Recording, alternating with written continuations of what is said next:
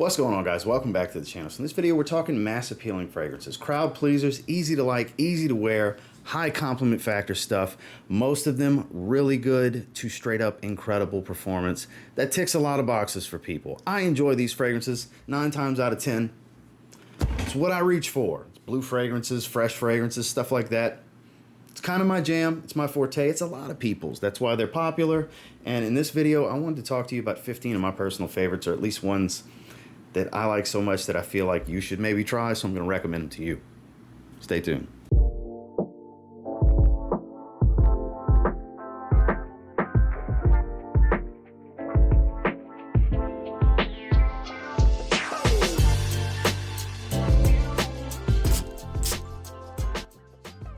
Starting with kind of in the realm, not exactly like Dior Sauvage, but very fruity, very tropical. Gisada Ambassador. This stuff's amazing. I'm a fan. I'm a big fan. It's a little metallic. I don't think it's full of ambroxan. I don't even recall ambroxan being listed. But the way the lavender comes across, there's fruits such as mango, very dominant, citruses, and so on. A little bit of musk and woods. High compliment factor stuff. Wife's a big fan of this one, obviously. Performance really carries with this one. Good longevity. It stays out in the air for a good while without being a heavy, dense wear. Definitely one to check out. Nothing crazy expensive that's going to break the bank. It doesn't stay in stock at discounters a whole lot. It seems to be pretty popular. Just saying. If you get an opportunity to smell it, I would highly encourage it. Gisada Ambassador. This next one's a new release from this year that I don't think gets its just due. It's solid stuff. Doesn't stay in stock all that often, though. This is Lamal Lover from Jean-Paul Gaultier. So this one has this white pepper note with vanilla and kind of like this ambergris smell. So it's a little sweet, it's a little powdery, but it's also a little blue. Fresh and spicy, very much like, I hate to say run-of-the-mill blue fragrance, like Jean-Paul Gaultier's take on a blue fragrance with some sweetness and some spice without a whole lot of either. With above average performance, I get every bit of like 8 hours in longevity on my skin with this one. It's pretty pronounced. It stays in the air for a decent amount of time. I wouldn't call it a beast, but this is definitely not a weak fragrance. It's really easy to like. Look, it's nothing groundbreaking. It's not reinventing the wheel. It's very much a blue fragrance. But it's a damn good blue fragrance. It's not super aquatic. It's not loaded with amber wood. The ambergris here is not overdone. It's pretty damn good. If you get an opportunity to try this one, you might really like it. Sound off in the comments for any of you that have tried it, what you think about it. It's Lamal Lover. Now, this 2024 release has gotten a ton of love. And look, I don't think it's one of the best releases of the year, but from a utilitarian standpoint, as far as everyday versatility, easy to like, works for everything, high compliment factor, Polo 67 from Ralph Lauren, that does make it one of the best releases of the year, right? We overcomplicate things sometimes, and it's pineapple, fruity, a little citric. No, it smells nothing like a Invictus. It's got a little bit of an earthy vetiver that gives it this depth and character and slight maturity without being an old man fragrance. Because sometimes when you hear maturity, you're naturally going to go to old man fragrance. I get it. I understand completely. This smells like what the stereotypical poster child would be as far as fragrances for Ralph Lauren Polo. It smells like it is a Polo fragrance. It's the right fragrance in the right bottle with, it's just right. You know, it's slightly above average, 6 to 8 hours in longevity type thing, maybe 6, 7 hours. Nothing crazy strong, you know, average, maybe a little better type of stuff. Smells really good. Easy to get to know, easy to spend time with, easy to have a good time with. Check it out when you get to your next Macy's or Dillard's or anywhere like that and get it on skin. It's Polo 67. Now we're talking knock your socks off performance with hype in the online fragrance community. Around $30, $35. It's Watermelon Invictus is what I relate it to. It gets touted for being like a BR 540 mixed with Invictus. Okay, I'm not going to argue that, but to me it smells like a Watermelon Jolly Rancher mixed with Invictus. I've heard people say it's exactly like Hawass. I don't get the same kind of spice, and Hawass is like plum dominant. This is watermelon dominant. We're talking about Nitro Red from Dumont, by the way. It's now my second favorite from Dumont. Their Barouge line. Try some of the Barouge fragrances from Dumont. Watermelon Invictus. I stand by my statement here. I'll die on this hill. It smells like melting or liquefying. Because when you think melting, you think heating up, because that's what you would have to do. Once it's liquefied, Melt it down. Mix it in a bottle of Paco Rabanne Invictus, the original. That's what it smells like to me. Beast of a performer, too. Loud, youthful, playful. It's a fun fragrance. It's nothing serious. This isn't something I would want to wear to a wedding or a first date. But a fun night out, sure. Daytime casual, star of the show. It's great for that. Totally worth the hype, in my opinion. Check this one out. Dumont Nitro Red. Now, this one offers a serious side and a more laid-back side at the same time. It's what I think is the most enjoyable wear from the Brioni Eau de Parfum line. This is Brioni Eau de Parfum Eclat. This one, I only wear in the summertime personally, but if you're in a warmer climate like I am and you just like to wear fresh fragrances, you can absolutely wear this year-round. It's very musk and grapefruit and ambroxan dominant, but there's nuance here that gives it deep character for being a fresh citrus type of fragrance because you have olibanum, this frankincense resin, with pink pepper that offers a nice aromatic brightness without giving too much spice. It offers just as much sweet pepper as it does spicy hot pepper. Man, this is it. There's a little bit of a sharpness here without making it smell too synthetic, even though there is ambroxan. It smells so good. Above average performer as well, 6 to 7 hours. That is so good. It is. Magnetic cap, great atomizer. I'm not spraying the fragrances because I got my ceiling fan on and it'll just go right down anyway. So there's no point in spraying them because when you see me pull these caps, I want to spray it. But I also want the fan on, you know, so. Man, I rave about this one every summer, and it's summertime when I'm recording this video, so I'm going to rave about it. Get your nose on this one. It's fantastic. It's Brioni Eau de Parfum Eclat. You know, the first time I smelled this fragrance, I was underwhelmed. I was like, wow, this is the worst Y fragrance. Then I started spending time with it, I'm like, wow, this is the most versatile Y fragrance. Y Eau de Parfum Intense from Yves Saint Laurent.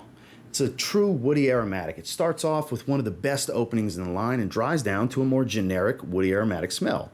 Like it's been done to death. Basic aromatics like lavender, sage, stuff like that. I forgot exactly what it is. A little soapy, bright aromatic smell with a soft wood. Soft woody note. Done to death in dry downs. But that opening's really good. It smells like Y without having super sweetness like the Eau de Parfum. Like, I really don't think it's an intense take on the Eau de Parfum. It's an interesting name. But the actual fragrance is more like Y every day. Y every day because you can. That's kind of funny the way I said it, Y every day. It just came out, just what came to mind. Because it's the one I would recommend that if you want to wear every day, no matter what the situation, what the season, who you're going to be around, how you're going to be dressed, and you want a fragrance that's going to do the job well enough. It's not going to be great and just phenomenal for any one situation, but it's going to do really well at every situation. Great performance, easy to like, another one easy to get to know and wear. That's what this is for. Yves Saint Laurent Y Eau de Parfum Intense. We've got another entry in the fray from Ralph Lauren, and all three of the fragrances in this line, magnificent. The original's kind of basic. It's another woody aromatic, but it's so easy to enjoy and it's affordable. The Elixir's very dressy, earthy iris and vetiver and smoke. Beautiful, gorgeous. Another one, Chef's Kiss. That's the most elegant and highest level ingredients. It's just classy stuff. But the Parfum's the middle ground, and that's the one. This is the one. So this is a deeper scent than the original Eau de Parfum, and it's not so dressy and serious and floral and powdery like the Elixir. Here you get some darker resinous tones, a little bit of smokiness, but still have that bright blue fragrance type of woody aromatic tone of the original Ralph's Club. It's loud as hell for the first hour. It's really present, then it sits close to the skin after that. It's much more subdued. It's a more personal scent where, you know, people have to get within a decent range, or you have to pass a decent amount of space between you when you pass by, because it does have a nice lingering trail, but it's not a crazy strong trail. And it just smells phenomenal. It's that happy medium. For someone that doesn't want the scream across the street fragrance, but wants beautiful nuance, high wearability, high compliment factor, less is more approach where you're not going to knock someone out when they do smell it. Again, I say, this is the one, Ralph's Club Parfum. Another 2024 release that I call the highlight reel fragrance, because it takes elements across the entire line from Invictus and puts it in one bottle. It's Invictus Parfum from Paco Rabanne, or now known as just Rabanne, or Rabanne, if you want to roll the R, because it's just more fun to say it that way, I guess.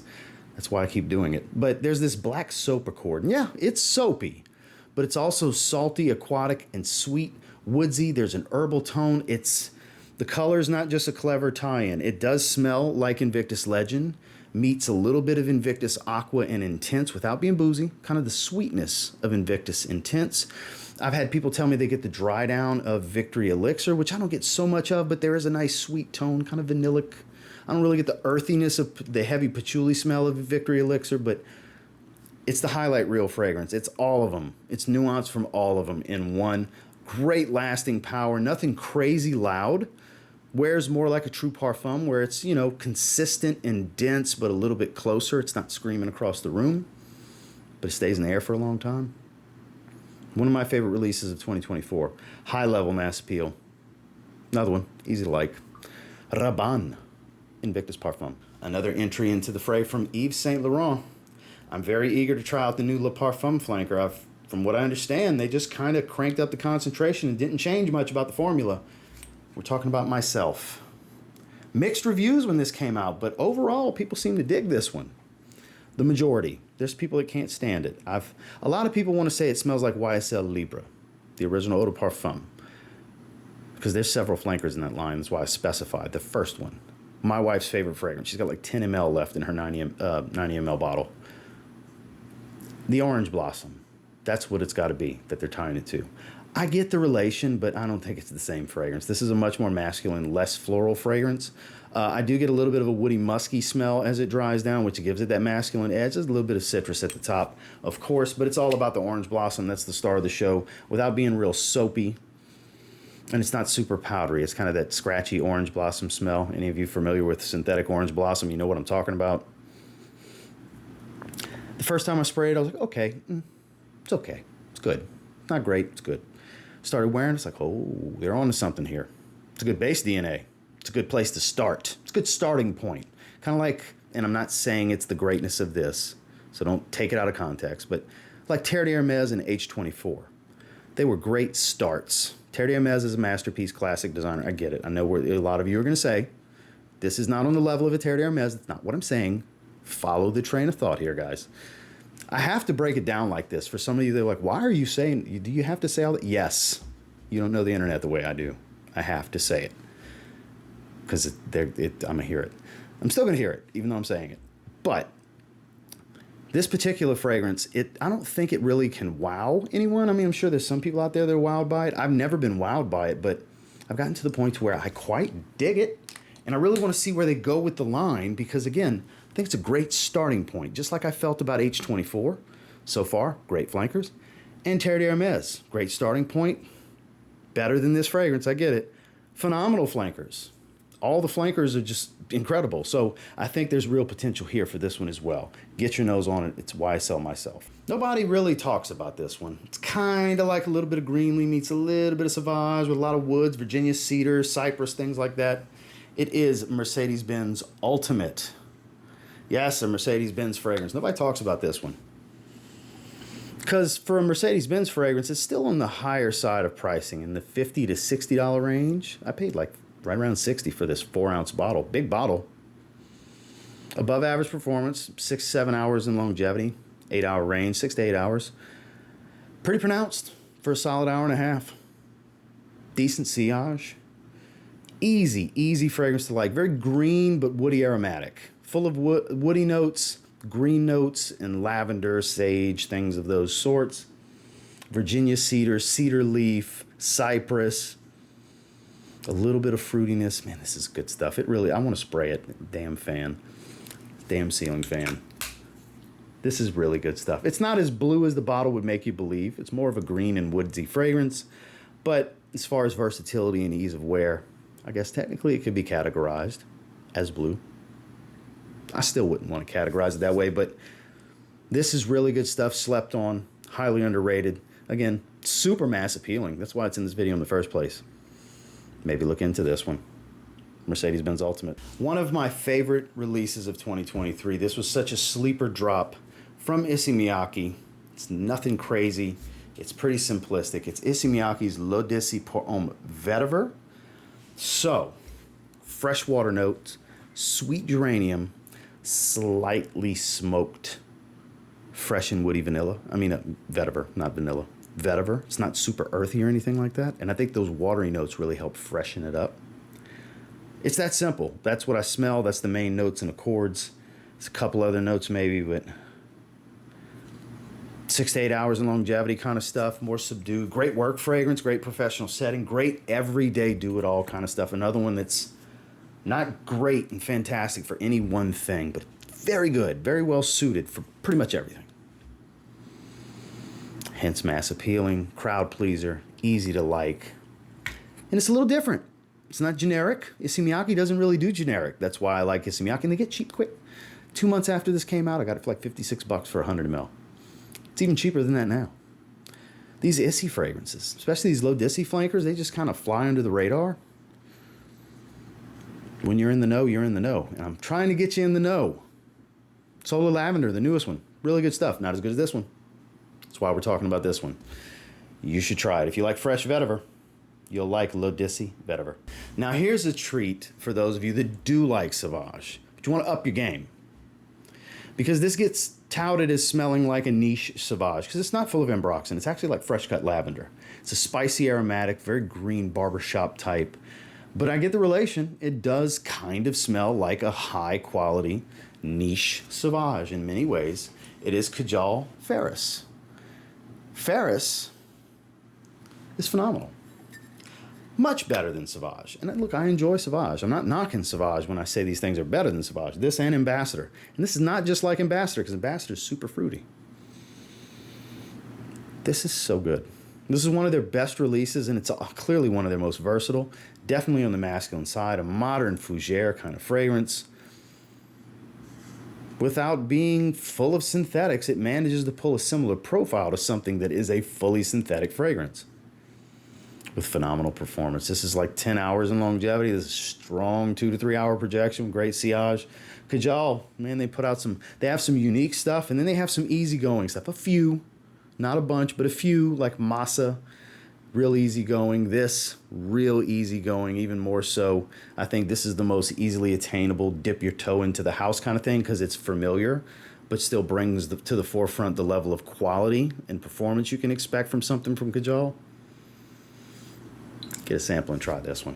Elevate your Sauvage game to the next level with Kajal Faris. Not a lot of love for this one. It released last year. They've already re-released the 2024 where it's more like Profumo, because I guess enough people bitched and complained to where Armani Beauty put a new version out for 2024 when this came out in 2023.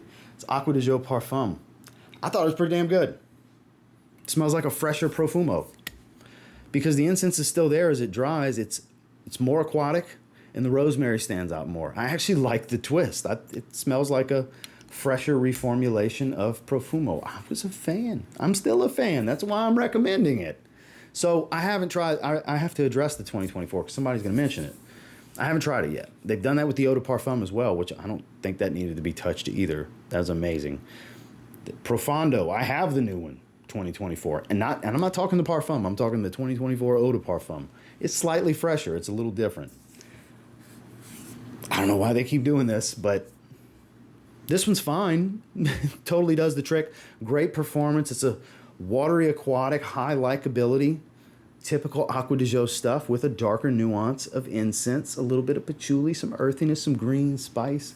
Beautiful fragrance, high compliment factor kind of stuff. Easy to wear. Not as dressy and formal as Profumo, because Profumo was heavy on the incense, which I love. I think it's the greatest Acqua di Gio ever created, ever, ever, ever, ever. There'll never be another better. But this got close. It's got really close. I think it's great. If you get an opportunity to try it, you really should. Acqua di Gio Parfum. Another one that doesn't really get talked about, super mass appealing in this line. Doesn't veer away from the original too much, but kind of a bluer, newer twist on the original's DNA. It's Hugo Boss's Boss Bottled Eau de Parfum. Nice hit of sage. You still have some fruitiness and cardamom spice instead of cinnamon. So not as much of the apple pie vibe, more of an aromatic. It's definitely a bluer Boss number 6, or Boss Bottled as it got renamed. But originally it was Boss number 6, the first Boss Bottled. This is so underappreciated. This is such a good fragrance. There's just so many. They put out so many Boss Bottle flankers, and they put out some good ones too. It's been out a few years. It's cheap now. It's like 40 bucks, 40 something bucks. Great performance. 7-8 hours, you know. Really good projector for like 2 hours. High level versatility. That's why it's in a mass appealing fragrance video. It's one you should try in 2024. Stop sleeping on this one. Just because you don't hear anything about it doesn't mean it's not a good fragrance. There's hundreds and hundreds of thousands of fragrances out there. You're not going to hear about all of them. Even popular designers, some flankers get lost in the shuffle because a lot of them have 1 and sometimes 2 releases a year in the same line. That stuff does happen for some of these brands. Hell, this line, they do it. They at least do 1 a year, sometimes more. They typically do a summer flanker plus a standard release. Yeah, like last year was Boss Bottle Pacific, and we got Boss Bottle Elixir. Then we got Triumph Elixir at the beginning of this year. That quick. We had just got the Boss Bottle Parfum 6 months before the Elixir. You see what I'm saying? They churn them out, so they get lost in the shuffle. This is really good stuff. You should check it out. Boss Bottle Eau de Parfum. Last but not least, there's a caveat to this one because it's not easy to find. When it comes in stock, it flies off the shelf. When it comes to Mancera's stock at retail, it sells out. It's not a groundbreaking, super crazy original scent profile. It's a vibe. This is a true mood-boosting, great vibe, chill fragrance, wonderful wearing experience. I can't say enough good things about Mancera's French Riviera. It's slowly creeping up to being my favorite Mancera. Over the two Cedrat Boisés, I just freaking love this fragrance. Again, it's not that it's a special scent profile, it's that it's a special feeling to wear it. That's what matters. The wearing experience. How does it make you feel when you smell this fragrance on yourself throughout the day? Does it make you feel good? Do you say, damn, that smells good? Or does it make you smile? That is what it's all about. This fragrance is good for that.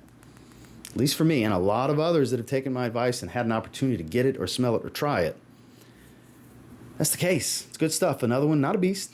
Strong. It's Mancera. It's above average. 8 hours easy. Pretty good projection for 2 hours. Not obnoxiously strong. It's laid back. Just like its vibe. Well suited. Watery citrus. Fresh white flowers. Creamy, musky. A little bit of a beachy feel to it. I've seen people say sunscreen vibe. Maybe a little bit. Okay. Floppy white flowers. Kind of thing. It's not super powdery, but there's a little bit of powder. It's not a super creamy floral. It's got a little bit of a creamy floral nuance. It's got a little bit of a lot of these things, making just this wonderful, chilled out vibe that I truly believe is must try. So easy to like. Mass appealing at its finest for Mancera, French Riviera. Well, that's the 15. Appreciate you guys watching the whole way through. And until next time, do me a real quick favor. Go ahead and like, comment, subscribe. So I do appreciate all the feedback. And I love hearing from you guys. Of these 15, what are you familiar with? What did you try? What are you curious on trying? I'll try to have links down below for everything if you're interested. And until next time, I will say if you get your hands on any of these 15 and you give them a spray now, you might end up thanking me later. You never know. Have a good one, guys.